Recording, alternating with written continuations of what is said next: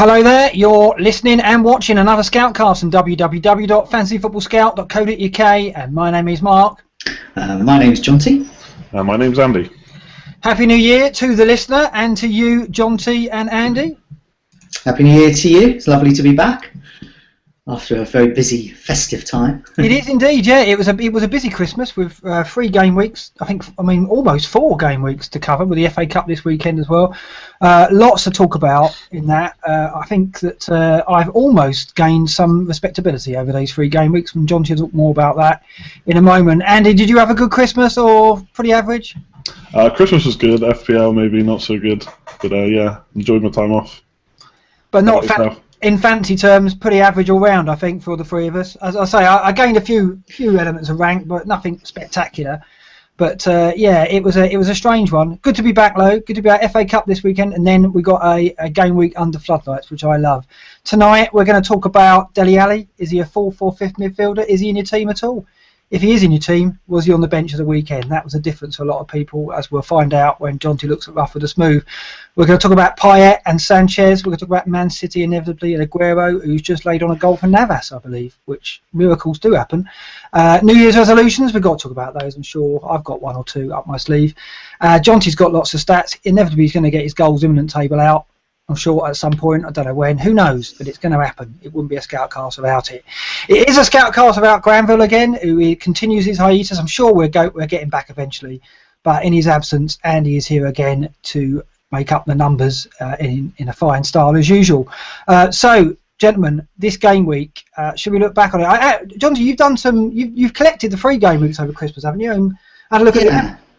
Yeah, well, I always do over these fixtures. You've got 3 in quick succession, and you kind of plan before, not just for this 1 game week, for all 3. So you're looking at rotation, and as it happens, I planned a bit too well. I didn't actually have to use any of my subs, and sometimes you wish you had.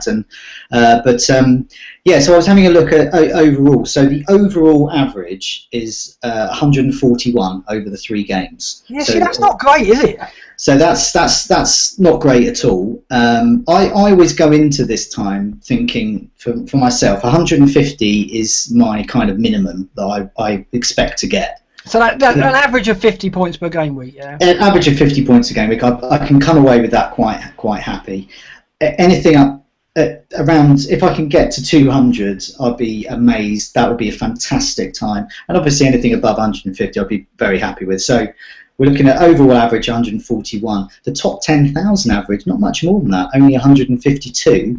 Now this is interesting. One of our regulars, Cavalli, has got a bank of 34 what he calls the veterans together. And this includes former winners, includes people leading our Hall of Fame, and includes idiots like us. And idiots like us are in that. So people have been doing it for a long time. But the interesting thing about it is because he's looking at it in terms of we're a bit set in our ways. So we like certain players. We don't like other players. Yeah. And we do very similar things. We very much look at fixtures and so for this week, and so for all of those 3, the veterans did really well. 171 they got. So that's nearly 20 above. They clawed around 20 points back off the average. Yeah. Now, what do you put that down to? Because I think I got 181, so I got even better than that. And I put that down to the previous 2 game weeks where I got Kane captaincy and Ozil correct. Do you think that would be the case for the veterans?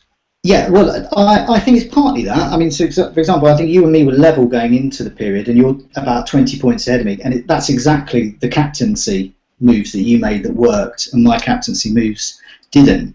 But no, it's other things as well. So we've started to see Chelsea do better.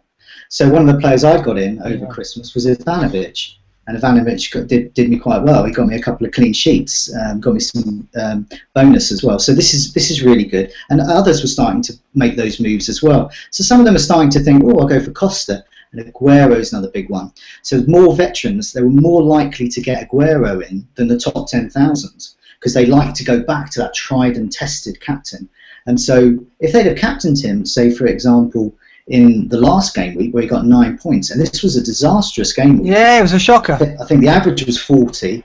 I think the average of the top 10,000 was 37, so it was actually less. So if you've got Aguero in, you've got your 9 points. You captain him, you've got 18. Now that's, for a week like that, that's incredible. So so it's things like that really. It's those tried and tested players. Also the veterans look at the stats, so they're looking at people like Dele Alli. But then they look at the fixtures and they see Dele Alli's away. And this is quite interesting. Virtually all of the Dele Alli owners in the veterans group actually benched him. So they're savvy enough to see his stats, but they look at the fixture and go, oh, well, he's away. Except for one guy, this guy called Villaronca, who's top of our Hall of Fame, who, if anyone has a look at his ranks over the years, their eyes will pop out of their head. The thing is about Dele Alli, I think, is because, when we'll talk about it later, is because we've all got decent midfields and we've all shifted to a very strong midfield where it's very hard to get Ali in. I think when we move on to Rough or the Smooth, we'll see that the people who did well were brave enough to go and bench players like Silva or even De Bruyne, and that's a big step to take. And I also think a lot of the veterans groups have got Kane, as I have, and and I think that when you've got Kane, you think, well, do I want double Spurs cover? Again, we'll touch on that later. And I think that's why Ali found himself on a lot of benches. So yeah, it's it's very explanatory, but yeah, that was the difference this week. I think it's interesting about Aguero as well. I wonder, the top 10k average was lower than the average overall. I wonder if that's because a lot of the ghost ship teams still have Aguero in there, may even still have the armband on him. Yeah, and also we haven't mentioned Manchester United. Now, a lot of the veterans, the top 10,000, aren't getting players like Martial and Rooney in, but they're going to be in a lot of dead teams. Yeah. So Rooney and Martial getting a good score there. So if you're really low down in the ranks, that's going to cost you quite a lot. If you're in the top 10,000, that's not going to make much difference because probably no one in there has got Rooney. So who was your star performer over Christmas for you then, Jonty? Well, I mean, I had quite a few. I just didn't captain any of them. Özil, Kane, Lukaku, Ivanovic, Scott Dan. I had Bellerin, clean sheets. I had clean sheets all over the shop. This is what saved my festive fixtures, really. It really focused on defence, and that came in. I just didn't captain them, but yeah, more than happy with them. The ones that let me down, Ramsey, my favourite. He let me down quite badly. You've fallen for it in much the same way that Granville fell for the Martial trap, and heart over head there. He's gone 4 blanks now, and now you've got a tough decision with him because the fixtures aren't easy, are they? Liverpool away, Stoke away. No. It's tough. Andy, what about your Christmas? Who let you down? Who did well for you? It's similar to Jonty, really. Like I missed. I didn't really nail a captain. I think Giroud assist was the best that I got. I had players like Ozil and Kane and Lukaku who did well. And I think in the second week I got 70, so there's a few clean sheets there. People like Myhill finally got another one, Klein and Smalling. But yeah, overall just didn't nail a captain. So I looked at your team, Mark, and obviously you got Kane and Ozil captains nailed in 2 of the weeks. So I think that kind of propelled you forward, and just missed out again, and ranks fallen since last time we were on. Yeah, I think that's it. I've missed decent captains all season, but I've had, over Christmas, 2 of my best game weeks of the season. I came in the top 100k twice in game weeks 18 and 19, and that's pushed me right up to almost respectable, top 200k. But then, I had a dreadful game week, as did most people, in game week 20. So I crashed back down to earth a little bit.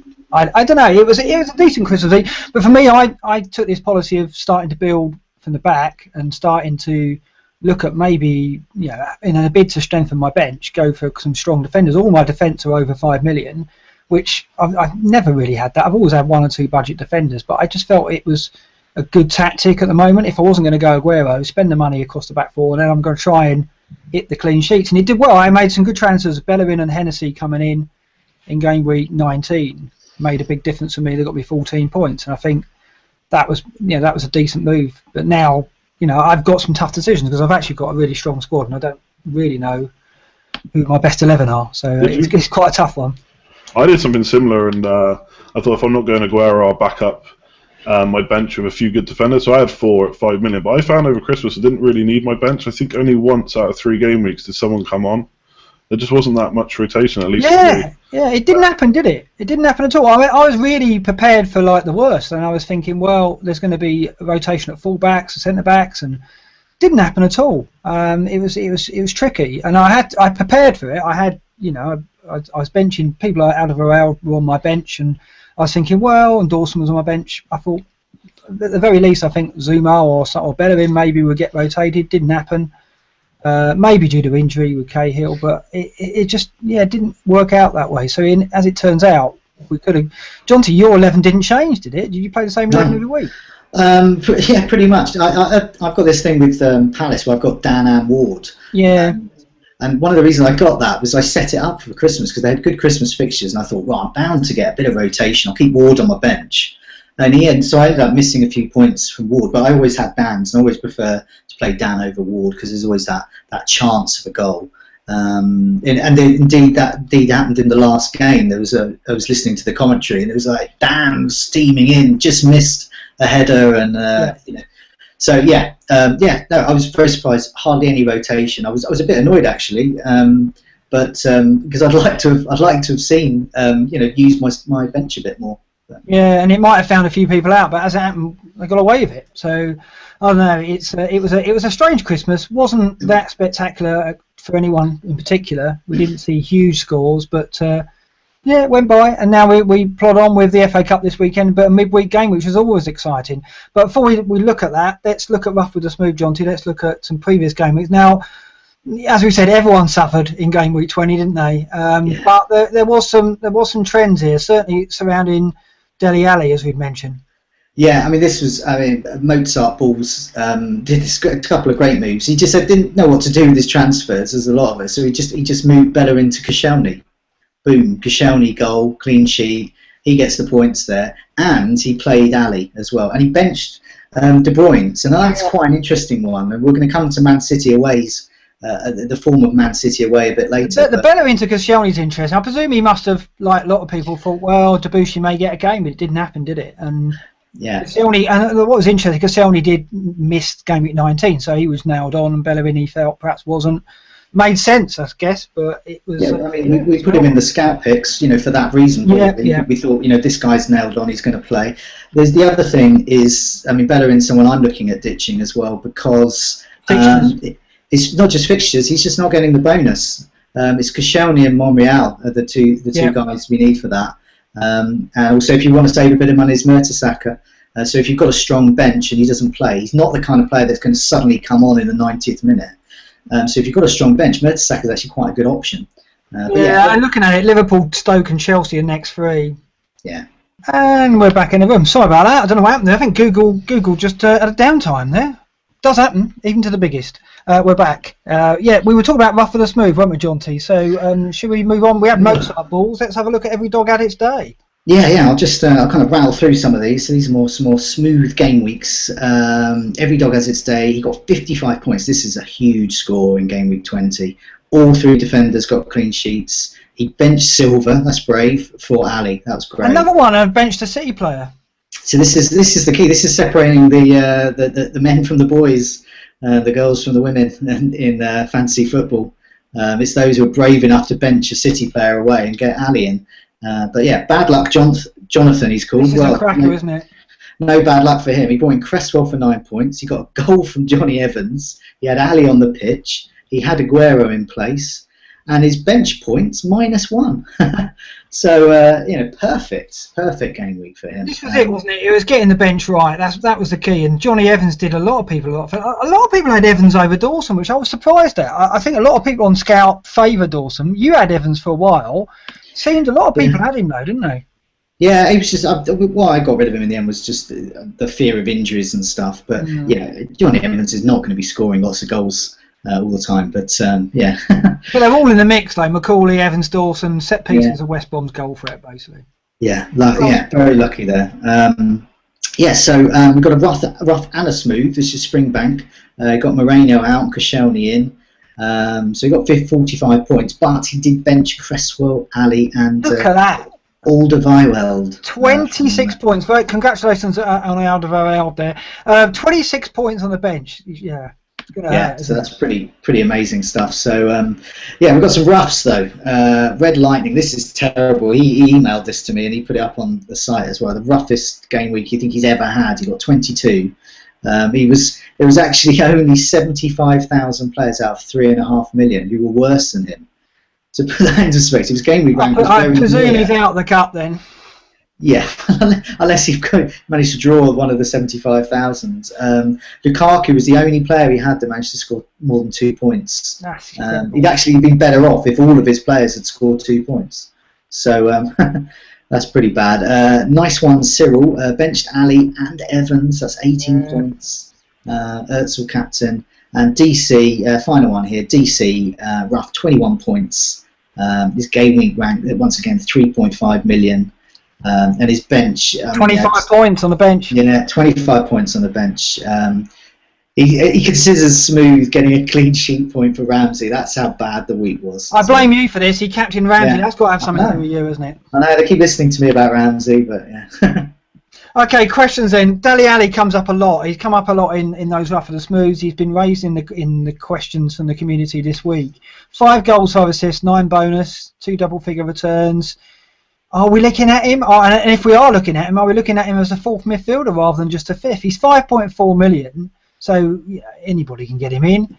Fantastic value. Only Mahrez ranks stronger for value in the FBL at the moment. What do you think, Andy? Are you tempted? Yeah, very tempted. I think he's definitely viable as a fourth midfielder the way he's playing. I think Irish Madridista asks, is he nailed on enough to be a 4th midfielder? And he's played. Oh God, he's got to, isn't he? Yeah, I checked the minutes earlier. Only Eriksen in midfield has played more than him, and that's 32 minutes more. And as Pochettino showed last year with players like Kane, he's not afraid to play them if they're young. If they're performing, they're in the team. So.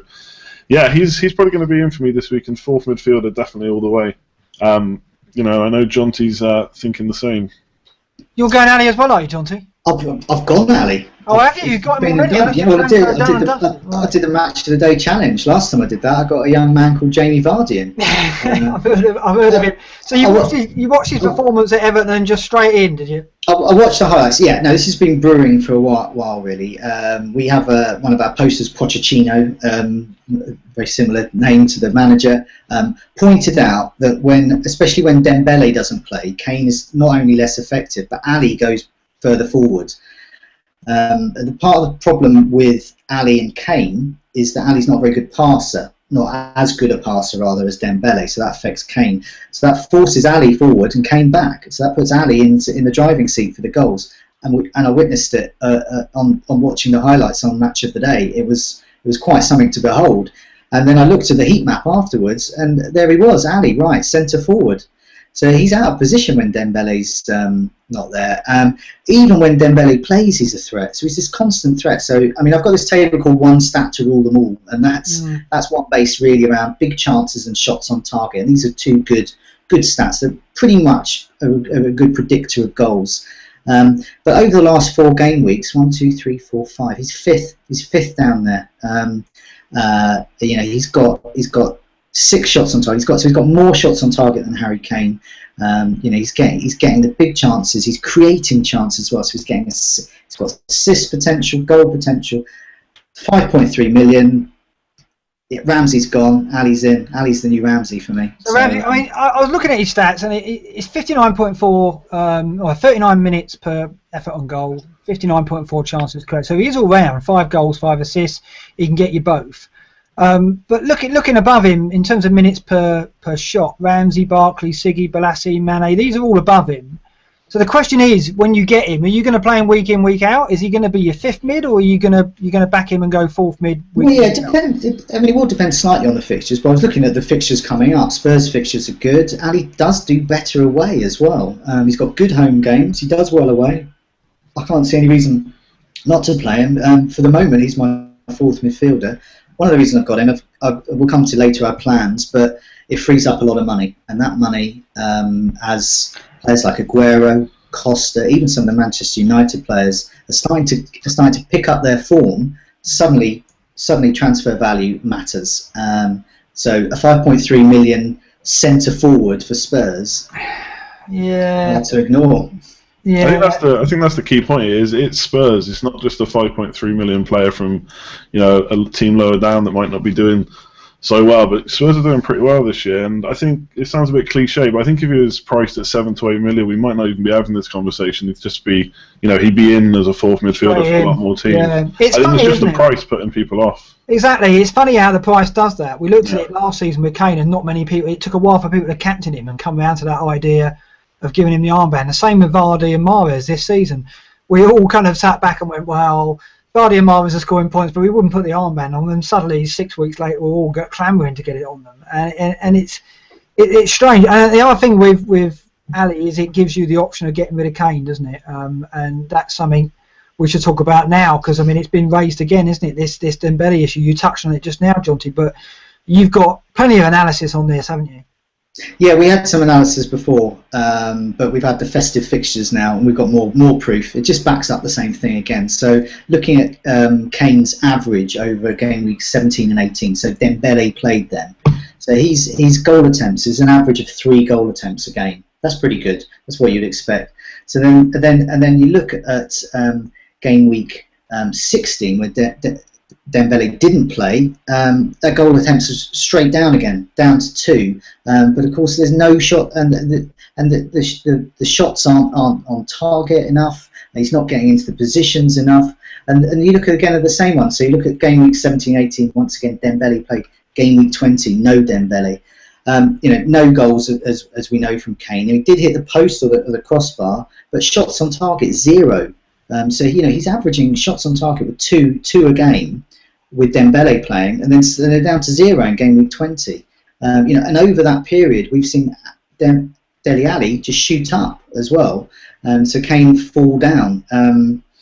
The evidence is there. This is going to be a good test next week. It looks like Dembele will probably be out again. He could be back, but if he's out again, this is a really good test. Can Kane, in a potentially okay fixture at home, can he score without Dembele, or is it going to be the Ali show again? Yeah, I mean, Irish Madrista raises it, Zizou raises it. It's all shaping up because of the way Kane is playing without Dembele and with Ali, that Kane is the make weight for Aguero, and it is tempting. It really is. But I don't know. 2 games without Dembele is not a massive sample, but he has only scored 1 goal when Dembele's been out of the side, because Dembele also missed game weeks 5 to 8. I think he played 10 minutes in game week 8.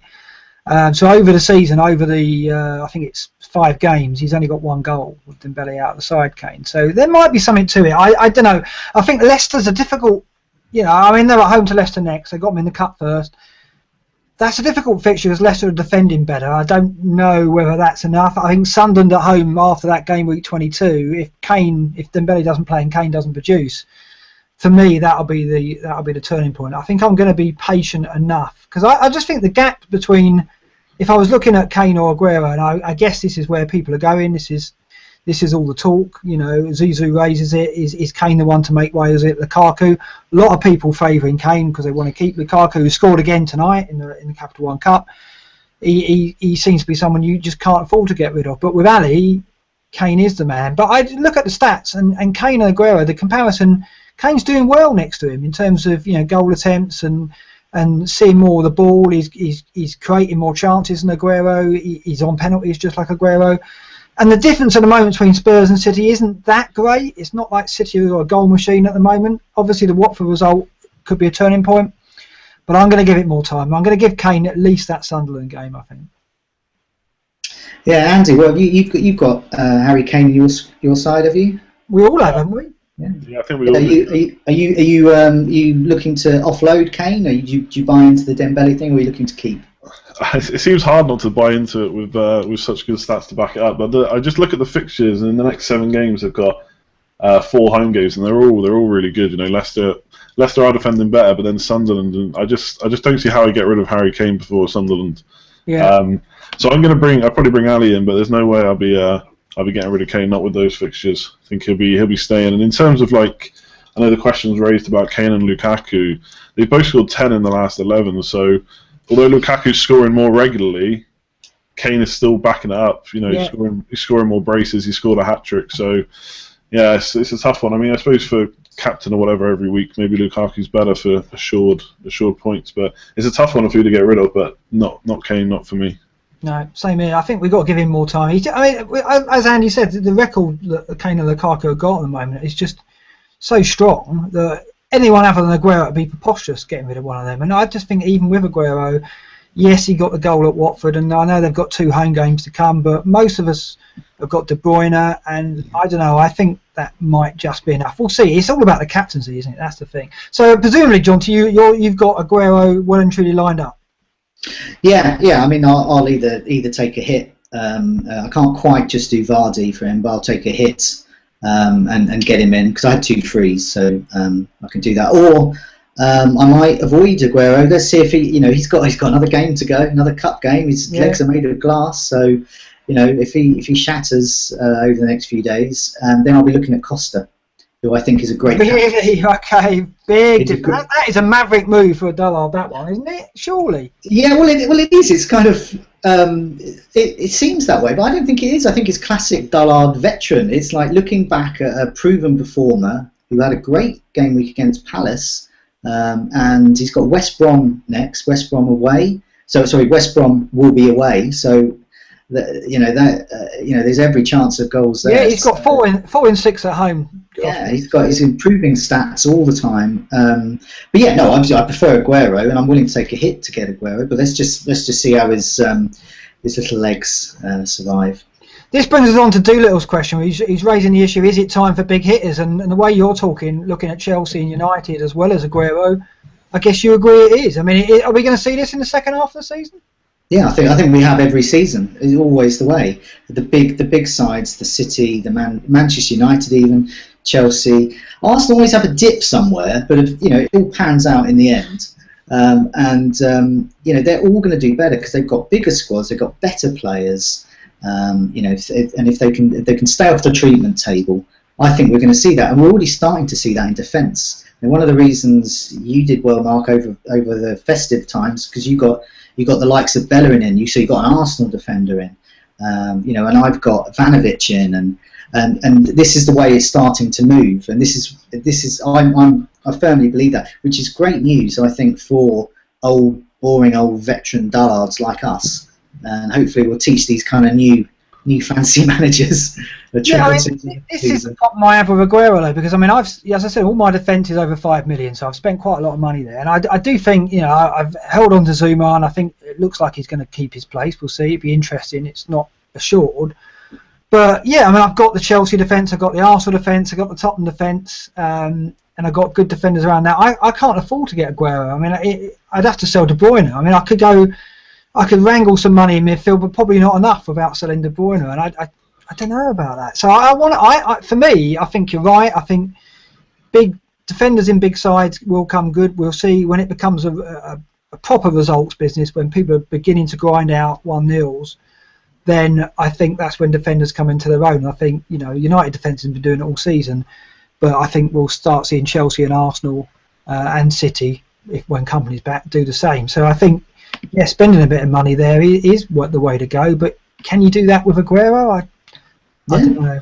I don't know. It's tough. It's going to be tough. So how many moves are you going to take to get Aguero, you think? Well, I only need 2. Right. I'll just get rid of Bellerin for someone like Ashley Williams or Charlie Daniels, the penalty-taking defender for Bournemouth. 2 home games coming up. Perhaps a Leicester, perhaps a Simpson, 4.1. I can do that. And Vardy gone, Aguero, and he's there. Just 1 hit. So I'm 1 hit away from Aguero. And presumably, though, the major difference there is the armband, because it gives you someone you can just put it on week in. And I would captain him without a shadow of a doubt for definitely all the home games. Right, that brings on to another question, because I was going to say this, because Aguero, yeah, obviously a great option for the captaincy. But Samuel raises an issue about City's away record, and we saw in Rough with the Smooth a lot of people who did well had the balls to bench Silva or KDB. What do we think about this? If you're going to go Aguero, what do we think about City's away record? Does it worry you? Well, it has done so far, and I think there is something to be said. De Bruyne's away points have been very poor. His away points have been fantastic. His home points, yeah. Sorry, his home points have been fantastic. His away points have been terrible. So we know that. But Zaza, one of our regulars, posted something quite illuminating on the website about the home and away fixtures, and I think he suggests we're being a bit too basic, and he suggests that the away fixtures so far have been quite tough. They've been against sides that at that particular time have very strong defences. So, for example, Manchester United, Crystal Palace, Everton, Tottenham, Stoke, Arsenal. I mean, these are quite tough away games from an attacking point of view. Whereas his home games have been pretty good, really. They've had some relatively easy ones, and he's pointing out that their remaining away games are absolutely fantastic. So they've got some much better fixtures there. You've got Southampton, who are in a very poor run of form in terms of defence. They've got Norwich. Liverpool haven't even got a defence at the moment. They're all injured. And West Ham, that could be tricky. They're showing some good signs there. Sunderland, though, I can't see that being tough for City. And then their remaining home games, they're actually getting a little bit tougher. So you've got Arsenal there, Manchester United. But the one that stands out for me, Tottenham there. Now, Aguero absolutely loves scoring against Tottenham. And so I consider that absolute cast iron captaincy there. So are you worried about this, Andy? I mean, you're not... I mean, for me, I'm sitting on Kane for now and Lukaku and not looking at Aguero. Are you worried about Aguero snapping into form? I already checked about 5 minutes before he scored his goal how I was going to get him in, so I'm kind of already looking at it. Like, I've got Giroud, and you know he's consistently getting a few points maybe, but nothing major. And a bit like Jonty, I can do Aguero in 3 moves, and I've got 2 free transfers. So yeah, I'm not worried about him necessarily. But I think you know, a brace or something against Everton, then I'd be panicking. But I think fear will get me, and I will bring him in. But in terms of like away fixtures, I think Zaza made a great point. And yeah, the way I set up my team, I just never like benching big hitters. So if I had KDB in my team, there's just no way I'd stick him on the bench. Yeah. Even though it has worked out, maybe that's why I'm languishing so far behind. But yeah, I just like playing my big hitters. So presumably you're going to get rid of Silva, are you? And that's going to pave the way for Aguero? I can actually do it with Ramsey. Right. So Ramsey, Giroud out, and Klein, who just doesn't seem to get many clean sheets, and cheap defender, and probably and then Ali. It's my 4th mid. Okay. So he makes it quite easy, to be honest. Blimey, okay. All this Aguero talk is giving me a little bit of cold feet with his plan. Yeah, I know. I mean, sorry, I mean, my plan was just to let him come back this time because I've jumped on him last time after injury, and we know how that went. So he's pulled through so far. His goal and assist so far. So yeah, and the fixtures are better. It's the 4 home games in 6, and the away games, one of those being Sunderland. It does look worrying for me if I'm going to continue with this policy, but I'm just going to, I don't know, I'm going to try and tough it out and see how I go with Kane. It's the captaincy that worries me because I have got that problem every week. Whereas when you get Aguero, it's Saturday mornings, very easy. Payet and Sanchez, Jonty, we've got some questions on those two, haven't we? Yeah, so Aquafresher asks, is it too early to bring in Payet or Alexis Sanchez? Are they worth risking straight back from injury? Balders are similar. Do we need to say any more about Payet? We know what he can do. El Magico. He questions though whether Payet will actually start so frequently because they've got a Saturday game, a Tuesday game, and then another Saturday game. Payet's just come back from injury, so that's quite a busy schedule for him. And KTK asks, how about Antonio? Well, your favourite ex-Forest man.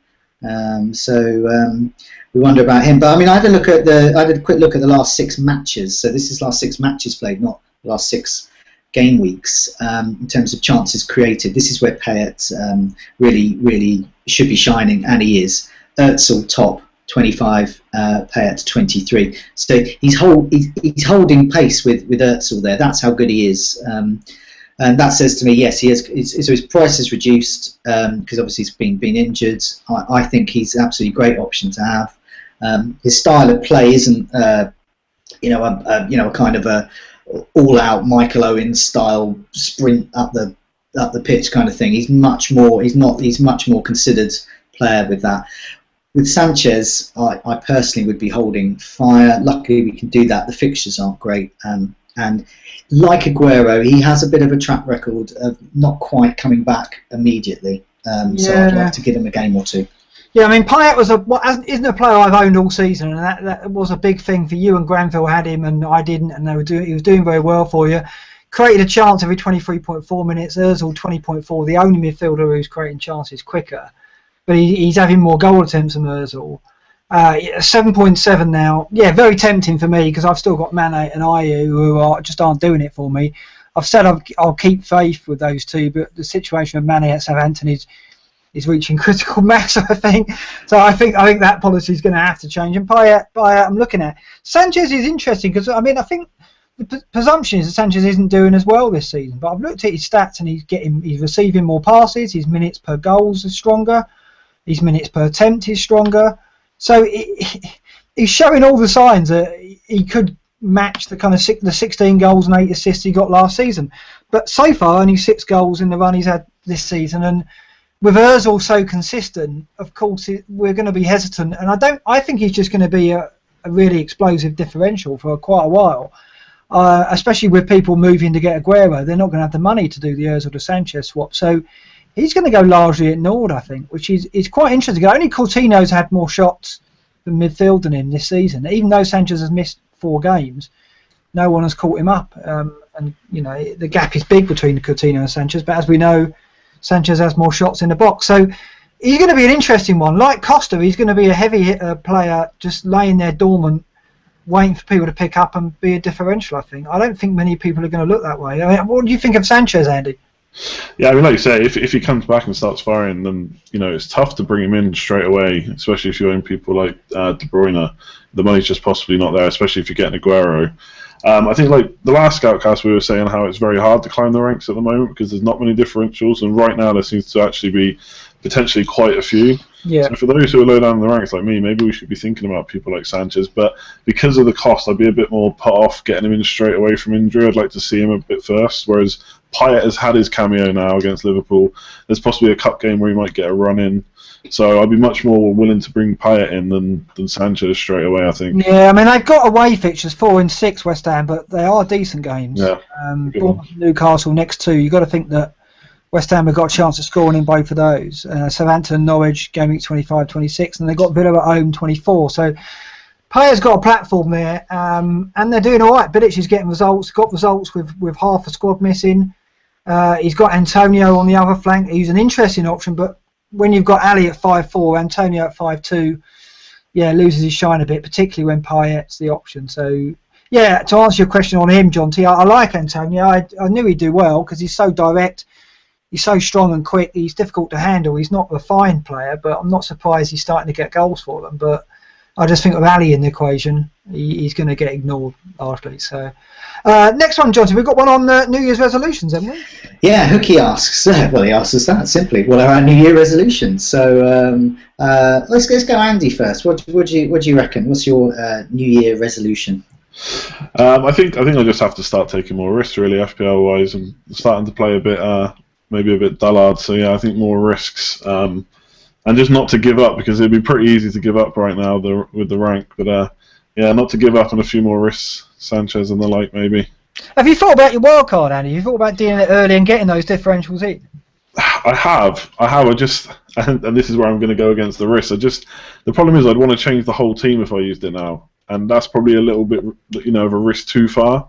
Like there's people like Oscar as well that we haven't mentioned. Yeah. So I could completely change the team, but if that backfires, then that really is game over. Then I just think I'm just hoping for the double game weeks and hoping that I can bring the rank back that way. But yeah, I have thought about it. I know other people on the board have already activated it, so. Yeah, it's tempting, but not quite right now for me, I think. John T, you got 1 or 2? Yeah, I'm going to be duller than I usually am. Really? Is that possible? Can you get? It is. But believe it or not, I haven't been that dull this season, and it's cost me. So for example, I would say you're level 42 on dullard at the moment. So you're going to go lower than that, are you? I'm going to go lower than that. Yeah, I'm going to go fully Coldplay on this. That dull. Basically my worst moves this season have so far been because I've taken a bit of a risk, I've gone for a bit of a punt, a bit of a differential. So you go back to Hazard again and Ramsey. Well, yeah, I've got Hazard, Ramsey. One of the biggest ones was Wilfred Bonny in. I got him in and even captained him. Now, I got him in because he was a differential. Now, I was looking at that thinking, I need a differential. He plays for City up front. Aguero's injured. Completely backfired. And all of my successes this season have been going dull. Getting Özil in, getting Lukaku in, getting that consistency in, getting Ivanovic in. It actually works, doesn't it? Getting Ivanovic in. Yeah. Suddenly all these clean sheets coming in. And Kane to a certain extent as well. So this is why I'm starting to look at players like I'm looking at Dele Alli. I don't even consider him a risk. He's just because I'm going for that kind of, I suppose, a differential. He's not that much of a differential now, but the low price ones and my big money. Well, I'm looking at Aguero. Yes, I've got Sanchez on my radar. I've got all those, the real dull ones, and this is what I'm looking at. Really dull players. I don't want to know about anyone that's low owned and interesting. Fair enough. Dullest players. Don't talk to you about interesting players. So yeah, I mean, for me, one of my resolutions is going to be don't make hurried transfers in London coffee shops, because that was an absolute disaster. If you didn't know, I transferred out Zuma instead of transferring out Schlupp, and then I had to use another transfer to put Zuma back in. I didn't have to, but I just did because I was so angry at myself. So I won't be doing that again. I'll be carefully looking at the kits and the names. That's the clue. Don't just look at the colours. Look at the names of the players. That's what people tell me. You've got to look at your names of your players. I'm going to do that from now on. I think keeping faith of Mane. My New Year's resolution has got to be to end that. I'll possibly keep it one more week. I don't know. I think this week I'm going to play Ayew up front because he's got Sunderland at home, and I just think that Swansea are kind of turning the corner a bit. But Mane probably is going to have to go. I'm going to maybe bank my transfer this week, but Mane's going to have to go. So I think my New Year's resolution there is stop keeping the faith with players like that. I think that I've got away with it because my rest of the team has done a decent job and I got my captains right, but I could have been struggling because of that. I'm not having a spectacular season by any means, but I'm having an okay one now. So I think I've got to heed that lesson and yeah,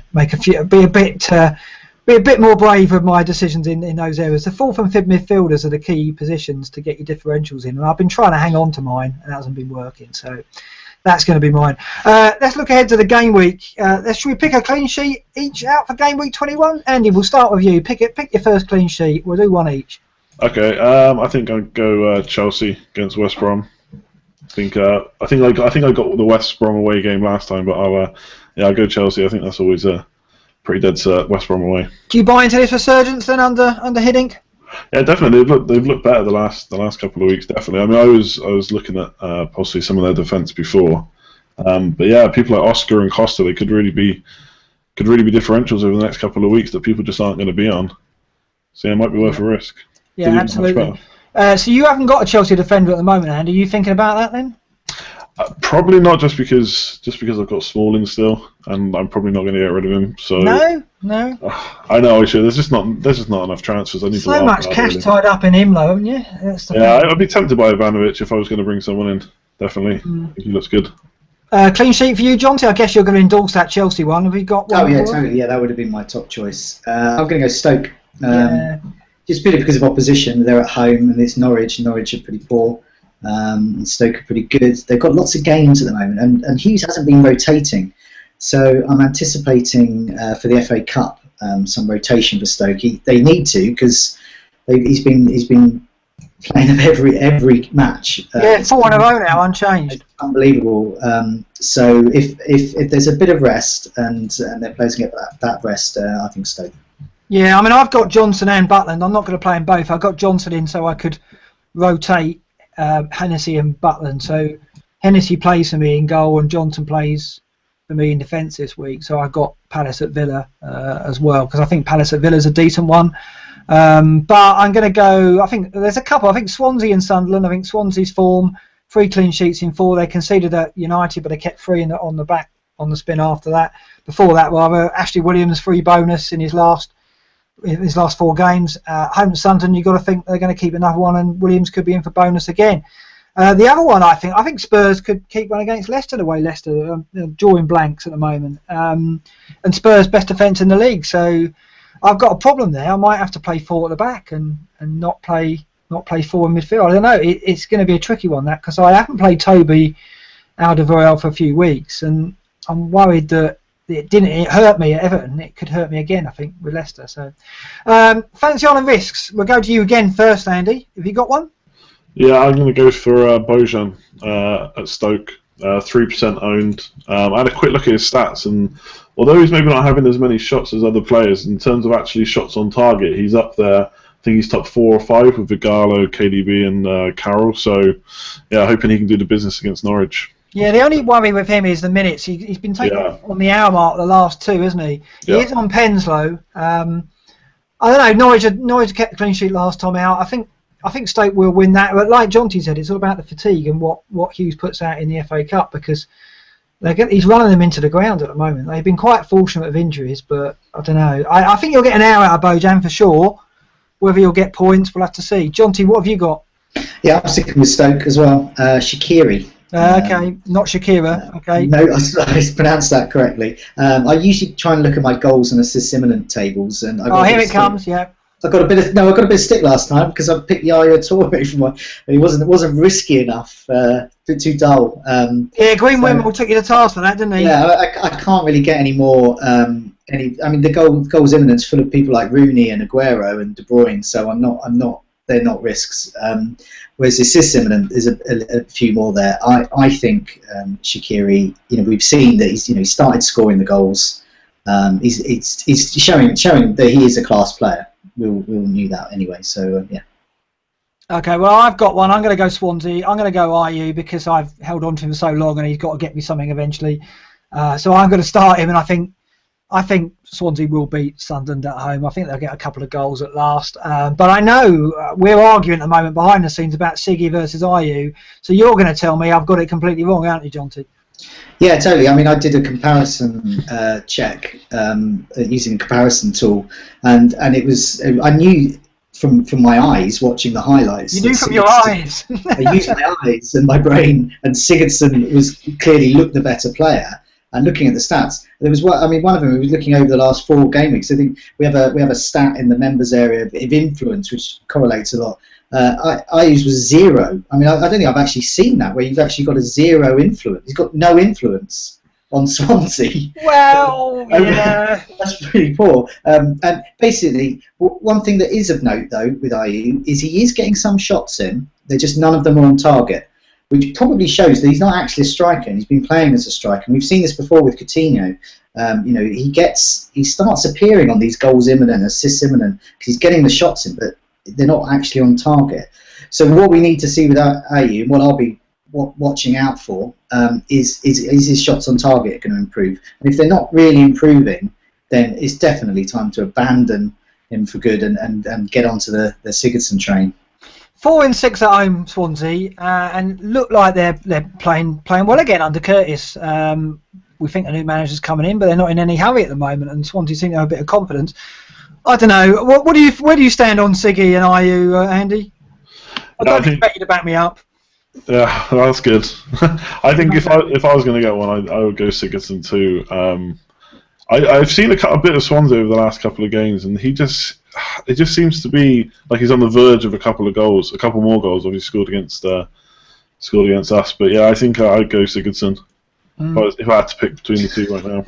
Fair enough. It looks like Sigurdsson's going to make the picks this week. Whether we change him in the watch list, I'm still hanging on to that. He's definitely going to be in my team and probably playing in the going week. No one's mentioned Oscar for the Fancy Island Miss. I'm surprised. I thought, Jonty, you were going to come in with that.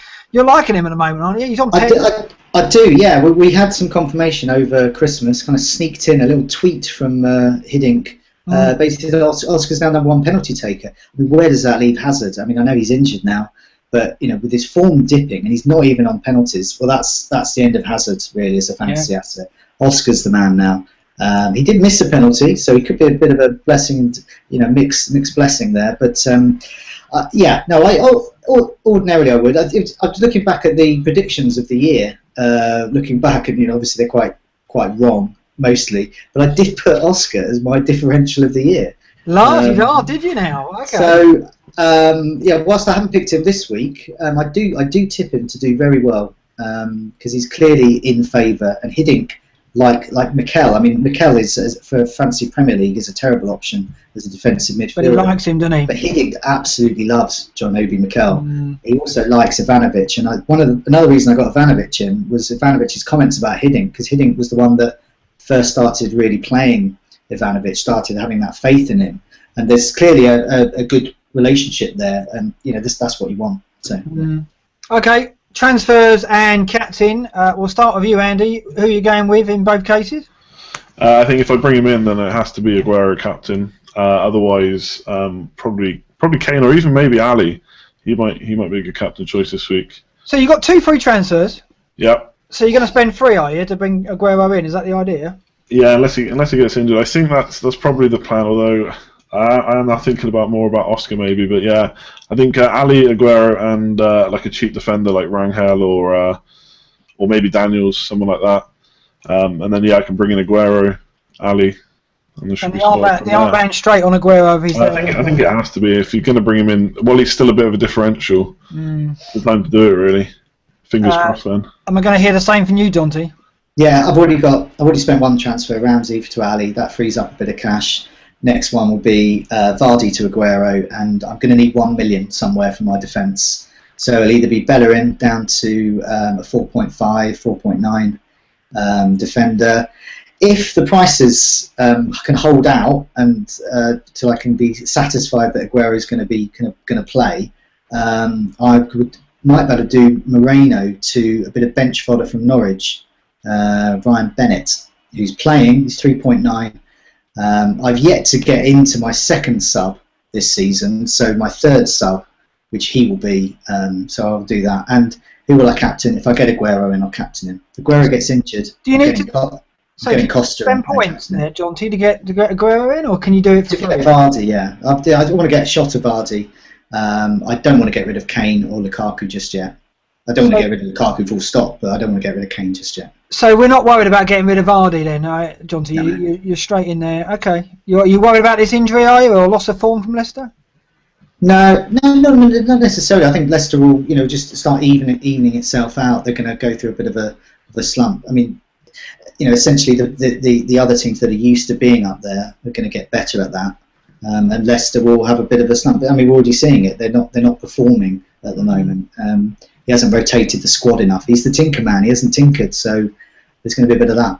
Yeah, I mean, I've got to say, I'm probably going to bank my transfer this week unless I make the move to get rid of Mane and get Ali in. At the moment, I'm playing 4-4-2, and I've got Vardy and possibly Mahrez on the bench, because I do think that at the moment Leicester are trying to get results, trying to grind out results. There's a bit of fatigue in there. They've got Tottenham in the cup as well, so I want to see what team they're going to put out there, and they're at White Hart Lane against the best defence in the league. So it's a difficult one. It's risky going without Mahrez because we've seen how he can punish us in the past. But we've got Southampton at home to Watford and Swansea at home to Sunderland. So I'm definitely going to play IU, and it's a toss-up between Mahrez and Mane. I guess that Mahrez is going to get back in and Mane's going to be on my bench, or Mane's going to go.